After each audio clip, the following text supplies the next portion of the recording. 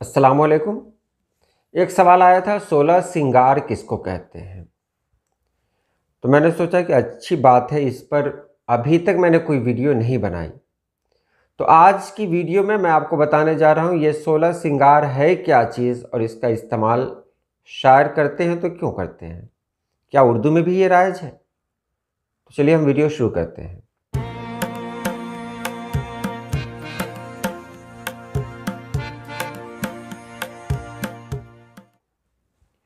16 सिंगार। देखिए, सिंगार का जो असल लफ्ज़ है संस्कृत में वो है श्रृंगार, लेकिन सिंगार सिंगार आ गया है और ये लफ्ज़ उर्दू में भी राइज है। उर्दू में भी लोग इसका इस्तेमाल करते हैं। सिंगार यानी औरतें जो अपने आप को खूबसूरत बनाने के लिए जिन चीज़ों का सहारा लेती हैं वो उनके सिंगार में शामिल है। चाहे वो ईयररिंग हो, कान की बाली हो, कुछ भी हो, ये सब उसी में शामिल है। तो ये 16 सिंगार क्या है? तो पुराने ज़माने की जो गैर मुस्लिम औरतें हुआ करती थी, ख़ास तौर से हिंदू औरतें हुआ करती थी, उनमें ये राइज था। जो राजा महाराजाओं का दौर था, उनकी रानियां जो होती थी ना, वो 16 सिंगार में उनके सामने आती थी। औरतें यही 16 सिंगार कर सकती हैं, इनके अलावा कोई सिंगार बचता ही नहीं है। तो इन 16 सिंगारों में क्या क्या है ये आप इस वीडियो में जान रहे हैं। कि पहली बात है बिंदी, जो पेशानी पे लगाई जाती है। तो आप हिंदुस्तान की पुरानी तस्वीरों को देखें, भारत की पुरानी कदीम तस्वीरों को देखेंगे, पेंटिंग को देखेंगे, तो आप वहाँ देखेंगे किसी खातून को देखेंगे, उनकी मतलब 16 सिंगार में है। मैं साइड में वो लगा भी दे रहा हूँ कि आप उसको समझ भी लें। हालांकि जो साइड में जो तस्वीर लगी हुई है इसमें बहुत सारे सिंगार हैं, लेकिन 16 से ही हमको बहरहाल मतलब है, यही काफ़ी हैं। और इतना ही मतलब उस दौर में भी होता था। तो ये सबसे पहले है बिंदी, यानी औरतों के लिए बिंदी लगाना ये बहुत ख़ास है, क्योंकि उनको लगता है कि बिंदी लगाने से उनकी खूबसूरती बढ़ जाती है। और हिंदू मज़हब के मुताबिक इससे घर और परिवार की खुशी में इजाफ़ा होता है। ये उनका मानना है कि औरतें जब भी रहें बिंदी लगा कर रहें। तो पहला बिंदी है। दूसरा है गजरा। गजरा क्या है? ये फूलों का गजरा है। ये फूलों का गजरा है और ये बहुत ख़ास श्रृंगार माना जाता है। इसे बाल में लगाया जाता है। ये वही लगाएंगे जो शादीशुदा हो। इसका एक मकसद भी होता है लगाने का, बहरहाल कभी वक्त मिलेगा तो इस पर बात की जाएगी। उसके बाद है टीका, जो पेशानी पे लगाया जाता है। टीका, बिंदी भी लगाया जाता है और टीका भी लगाया जाता है। तो टीका भी है, यानी माथे के बीच यानी सर के बीचों बीच इसको लगाया जाता है टीका। अब देखिए टीका क्या होता है। एक टीका तो हाथ से लगा दिया, ये नहीं।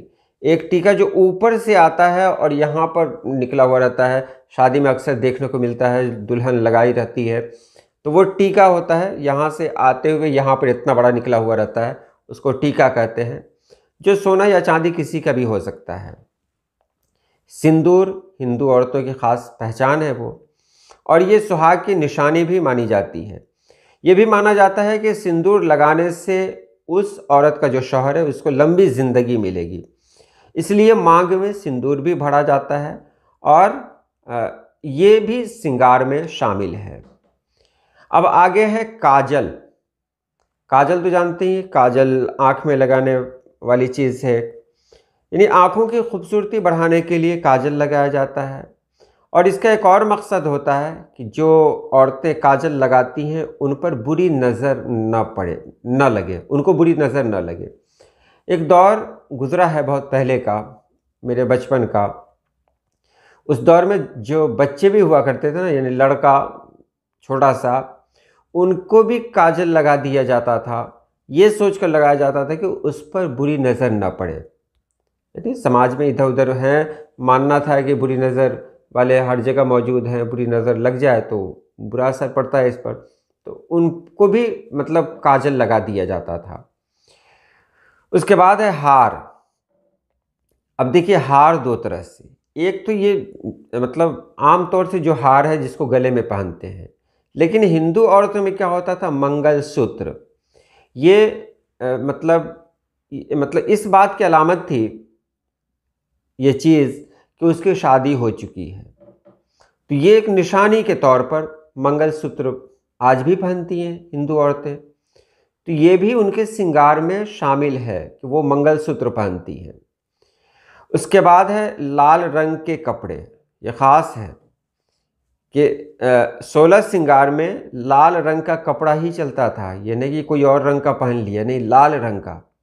इससे क्या होता था कि लोगों की नज़र जल्द पड़ती थी उन पर। लाल रंग ऐसे भी अट्रैक्टिव मतलब रंग है, वो किसी को अपनी तरफ जल्दी खींचता है। यानी हम कहीं देख लें, दाएं बाएं देखें कहीं, तो लाल रंग पे नज़र सबसे पहले जाती है। तो इसलिए भी जो औरतें होती थीं वो लाल रंग का इस्तेमाल करती थीं।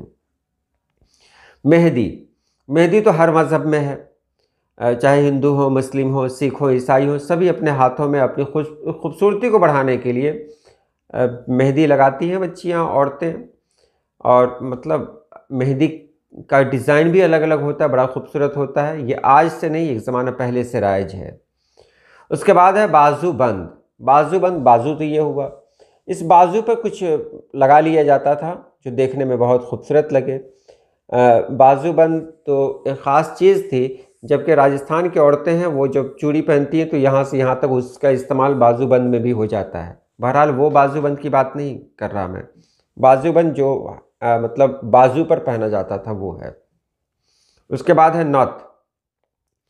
नथ मतलब ये बाली, और ये बाली छोटी सी नहीं, देखिए छोटी सी रहेगी तो हम उसको बाली कहेंगे, लेकिन बहुत अ, मतलब क्या कहें, एक बड़ी चीज़ हुआ करती थी ये नथ। और ये यहाँ से लगा के ऐसे करके, आज भी है, शादी में कहीं देख सकते हैं, तो वो नथ भी इसमें शामिल है। बहरहाल कानों की बालियाँ, अब कानों की जो बालियाँ होती थी वो भी ख़ास तरीक़े की होती थी, बड़ी होती थी, लटकी रहती थी। उस दौर में कुछ ज़्यादा ही होता था। बहरहाल अब ये सिस्टम ख़त्म हो गया, कानों में लोग बालियाँ कम इस्तेमाल करती हैं, अब फैशन आ गया है बहुत कुछ। उसके बाद है 12 नंबर में है चूड़ियाँ या कंगन। ये बहुत ख़ास चीज़ होती थी और ये हर मज़हब में है। चूड़ियाँ लोग औरतें पहनती हैं, कंगन का इस्तेमाल करती हैं। इसके बाद देखिए यहाँ एक लोगों की एक मान्यता, यानी लोगों का मानना भी था। मानना ये था कि ये चूड़ियाँ जो है ना वो इंसान के बदन से टच में रहती हैं। तो इससे ये होता है ना कि वो जो चूड़ी पहनती है ना, जिसके लिए चूड़ी पहनती है, उसके दिल में अपनी जगह बनाने में कामयाब रहती है। ये मानना था बहरहाल। उसके बाद है कमर, यानी कमर में पहना जाता था, ये कोई चीज़ थी उसको कमर में पहना जाता था। पुराने दौर में ये बहुत ख़ास चीज़ हुआ करती थी पुराने दौर में। अब ये कमरबंद का रिवाज ही ख़त्म हो गया, अब कहीं पर कमरबंद देखने को नहीं मिलेगा आपको। 14 नंबर में है अंगूठी। अंगूठी ये तो सबके लिए है, मर्द औरत कोई भी अंगूठी पहनते हैं। लेकिन जो औरतें होती थी ना वो एक उंगली में अंगूठी नहीं पहनती थी, वो कई उंगलियों में पहनती थी, एक अलग तरीक़ा होता था उनके पहनने का। 15 नंबर में है पायल। पायल जिसको पाँव में पहना जाता है, जिसको पाजेब कहा जाता है। अब उसको पहनने का मतलब ये होता था, वो मतलब उसमें कि वो चलती थी तो आवाज़ होती थी, पता चलता था कोई आ रही है, तो लोगों का जहन पहले से तैयार हो जाता था, भाई आवाज़ आ रही है पायल की, कौन है, पाजेब की आवाज़ आ रही है, कौन है, तो लोग देखते थे। तो ये एक असर पड़ता था इंसानी जहन पर। उसके बाद है पैरों की उंगली में पहनाई जाने वाली एक चीज़ थी जिसको बिछुआ कहा जाता था।